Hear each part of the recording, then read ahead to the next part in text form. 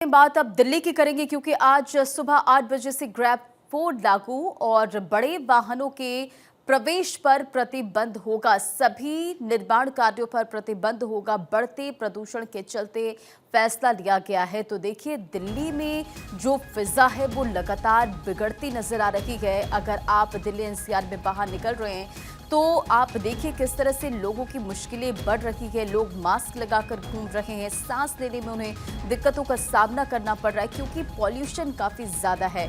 कई इलाकों पर 450 के पार ये AQI है और कई इलाकों पर तो 400 के पार AQI लगातार बना हुआ है। तो ऐसे में आप अंदाज़ा लगाइए कि किस तरह से लोगों की मुश्किलें बढ़ रही। कब कब लागू हुआ ग्रैब, अब वो भी जानिए। 15 अक्टूबर से ग्रैब का पहला चरण और 22 अक्टूबर को ग्रैब का दूसरा चरण और 15 नवंबर से ग्रैब का ये तीसरा चरण और अब देखिए 18 नवंबर से ग्रैब का चौथा चरण लागू हो चुका है।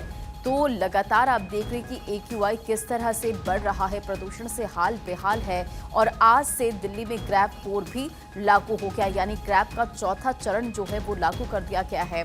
और दिल्ली में ग्रैब 4 लागू और अब आप समझिए क्या बंद होगा, क्या कुछ इसमें रहने वाला है। दिल्ली में डीजल से चलने वाले ट्रकों की एंट्री बंद कर दी गई है। दिल्ली के बाहर से कमर्शियल वाहनों पर रोक, नर्सरी से लेकर 11वीं तक के स्कूल बंद कर दिए गए हैं।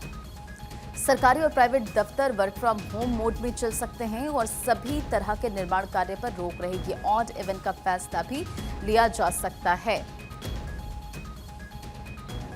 और क्या खुला है वो भी समझिए। CNG इलेक्ट्रिक और जरूरी सेवाओं के ट्रक चलेंगे। CNG और BS4 डीजल गाड़ियां चलेंगी। 10वीं और 12वीं क्लास फिजिकल बोर्ड में चलेंगी। ऑफिस 50% कर्मचारियों को ऑफिस से बुला सकते हैं।